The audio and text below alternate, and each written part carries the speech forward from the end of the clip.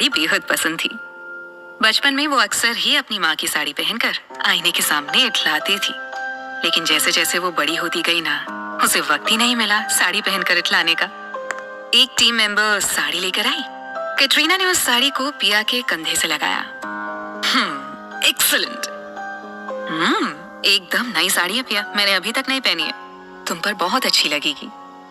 तुम्हारा फिगर इतना अच्छा है ना, गजब लगोगी तुम साड़ी में।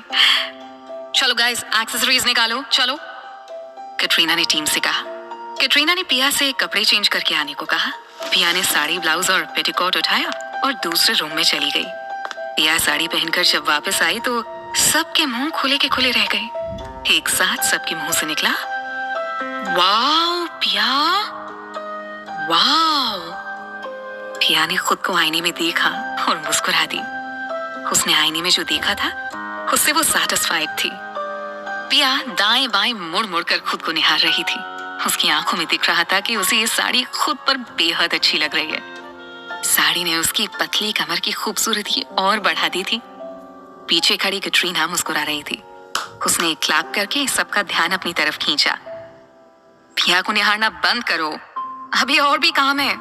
मेकअप दादा, अब पिया आपके हाथ में है, जलवा दिखा दीजिए अपना। पिया मेकअप और हेयर स्टाइल के लिए बैठ गई। मेकअप दादा ने पिया के चेहरे पर अपना जादू दिखाना शुरू किया।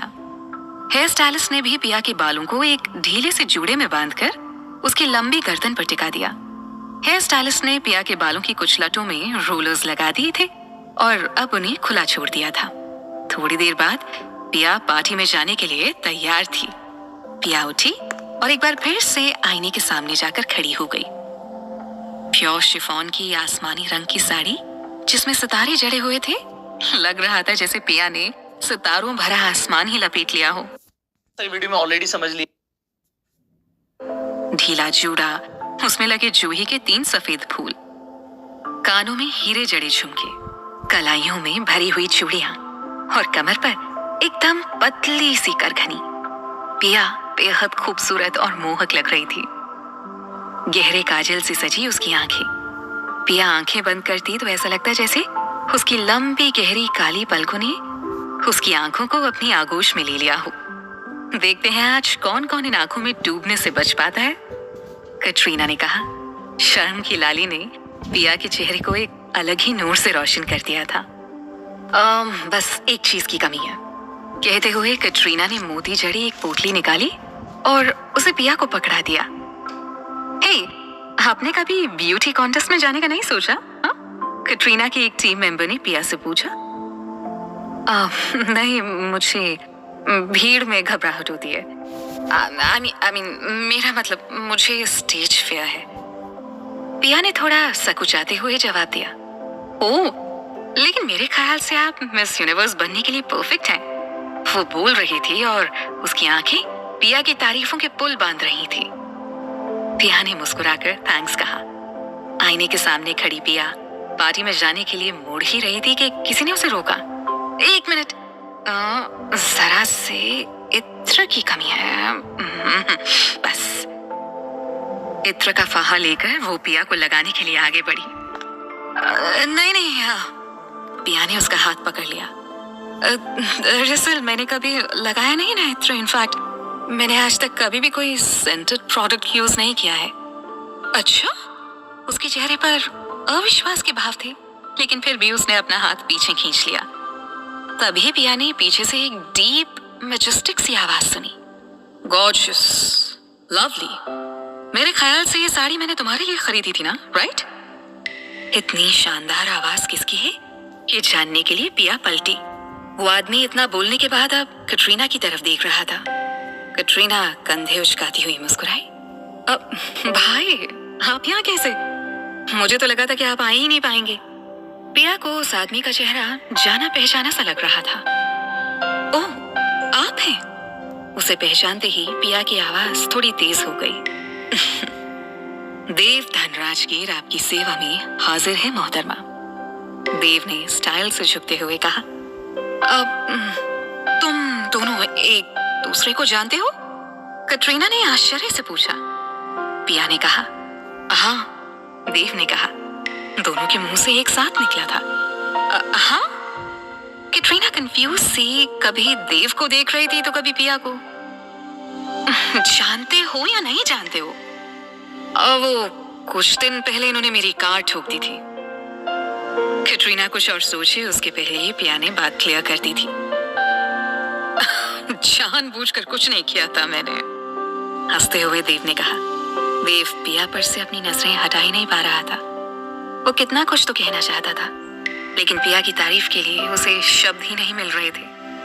वो बस सम्मोहित सा पिया को देखे जा रहा था। चलो पार्टी में चलते हैं पिया, कैटरीना ने कहते हुए पिया की बाह थाम ली।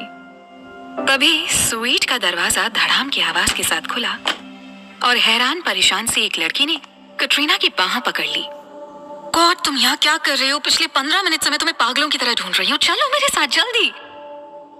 सी यू एट द पार्टी, अभी मुझे कुछ रिपोर्टर से मिलना है, जाते जाते कैटरीना ने पिया से कहा। पिया ने ठीक है के भाव में सिर हिलाया और कैटरीना को उसकी मैनेजर के साथ दरवाजे से बाहर जाता हुआ देखती रही।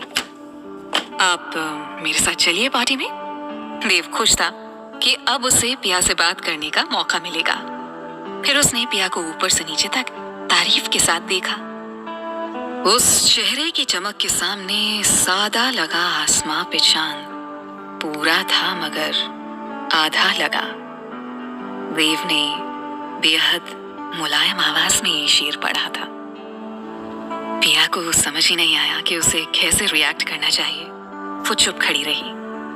आप पर ये साड़ी ज्यादा जच रही है। कैटरीना इसे पहनती तो ये साड़ी इतनी खूबसूरत नहीं लगती। पिया को असहज होता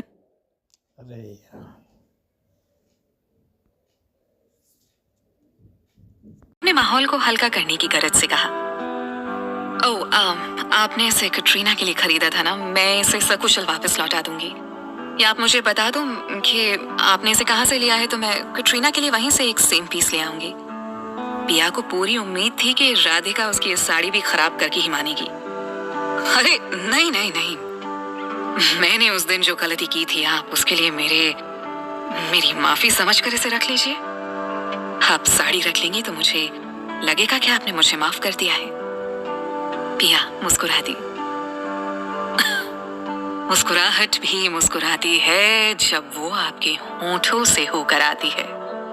देव ने अपने होंठों तक आई इन लाइंस को होंठों में ही दबा लिया।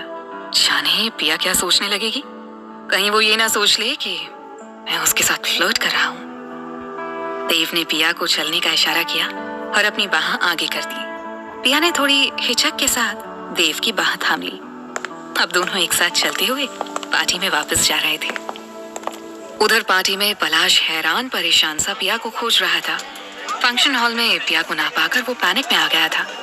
2 मिनट के लिए उसका ध्यान पिया पर से क्या हटा, वो तो गायब ही हो गई। पलाश ने राधिका को देखा। वो एक ग्रुप में खड़ी होकर हंस हंस कर बातें कर रही थी। पलाश से नजरें मिलते ही उसने हाथ उठाकर उसे हाय बोला। पलाश ने एक फर्जी सी मुस्कुराहट दी और फिर हॉल में पिया को खोजने लगा। उसने सोचा पिया शायद रेस्ट रूम गई होगी, लेकिन काफी देर तक इंतजार के बाद भी जब पिया वापस नहीं आई तो तब पलाश को चिंता होने लगी। पलाश पिया की तलाश में पूरे हॉल में घूम रहा था। जिस आदमी से पिया थोड़ी देर पहले इतने प्यार से गले लग लग कर मिल रही थी, वो अब किसी और ही ग्रुप में खड़ा बातें कर रहा था। इस आदमी के साथ पिया को ना देखकर पलाश को थोड़ा सा सुकून मिला। दोनों की इंटीमेसी से पलाश अनकंफर्टेबल हो रहा था। अपनी ये फीलिंग खुद पलाश की भी समझ से बाहर थी। पलाश अब तक समझा ही नहीं था कि वो पिया पर अपना अधिकार समझने लगा था। पलाश बेचैन था। कहाँ थी पिया? पलाश ने जेब से अपना फोन निकाला ये देखने के लिए कि शायद पिया ने कोई मैसेज छोड़ा हो, लेकिन कोई मैसेज नहीं था। पलाश फ्रस्ट्रेट हो रहा था। उसने पिया को कॉल करने की सोची। पलाश पिया का नंबर डायल कर ही रहा था कि अपने कंधे पर किसी का हाथ महसूस करके वो चौंक उठा। Hello mister Oberoi. पलाश घूमा, सामने राधिका खड़ी थी। हेलो मिस्टर ओबरॉय, कैसे हैं आप? हाँ? राधिका ने अपनी सेडक्टिव स्माइल के साथ पलाश को ग्रीट किया। Hi, hello miss Nanda, I am great. मैं आपसे बाद में मिलता हूँ, असल में मैं किसी को ढूंढ रहा हूँ। पलाश ने राधिका को अवॉइड करने की कोशिश की और घूमकर दूसरी तरफ बढ़ने लगा। राधिका के धूर्त दिमाग की एक एक नस फड़क उठी। राधिका ने पलाश का रास्ता रोकते हुए पूछा, आप अपनी इंटर्न को ढूंढ रहे हैं क्या? एक्चुअली मैंने उसे बेहद बुरी हालत में रेस्टरूम की तरफ जाते हुए देखा था। किसी वेटर ने उसके ऊपर वाइन गिरा दी थी, शायद उसकी पूरी ड्रेस खराब हो गई थी। अगर वो अभी तक वापस नहीं आई है तो मेरे ख्याल से वो अपने घर चली गई होगी। उसने आपको बताया तक नहीं? राधिका ने बड़ी कैजुअली पलाश से कहा। पलाश ने राधिका को अवॉइड करना ही बेहतर समझा। वो मुस्कुराया और उसकी किसी भी बात का जवाब दिए बिना ही पीठ घुमाकर एक बार फिर से पिया का नंबर डायल करने लगा। पलाश फोन पर मिल पाता उससे पहले ही अचानक हॉल की लाइट्स ऑफ हो गईं और एक डिम सी लाइट ऑन कर दी गई। हॉल में संगीत लहरी तैरने लगी। लोगों से रिक्वेस्ट की गई कि वो डांस फ्लोर पर आ जाएं। लाइव म्यूजिक था जिसे एक well known orchestra group conduct कर रहा था। राधिका पलाश को इम्प्रेस कर सकने का ये मौका हाथ से नहीं जाने देना चाहती थी। पलाश चलिए डांस फ्लोर पर चलते हैं। पलाश के कानों में राधिका की आवाज पड़ी। पलाश उसे इनकार कर पाता उससे पहले ही राधिका ने पलाश का हाथ पकड़ा और उसे खींचती हुई डांस फ्लोर तक ले गई। एक डांस ही तो करना है आपको मेरे साथ, इसमें इतना अपसेट होने वाली क्या बात है? आप नाक भौं चढ़ाना बंद करेंगे प्लीज, लोग देख रहे हैं हमें। आपको ऐसे देख के क्या सोचेंगे सब? राधिका ने पलाश का हाथ पकड़ा और उसे अपनी कमर पर रख लिया। मुस्कुराइए कि आप राधिका के साथ हैं और पार्टी में हैं।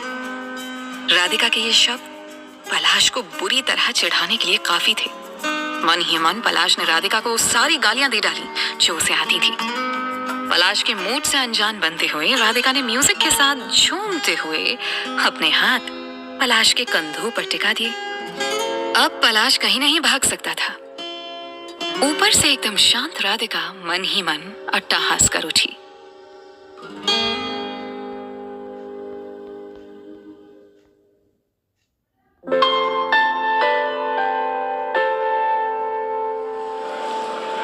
पलाश चिढ़ भी रहा था और राधिका को मन ही मन गालियां भी दे रहा था। जिस तरह से राधिका उससे चिपकने की कोशिश कर रही थी, पलाश को सफोकेशन हो रही थी।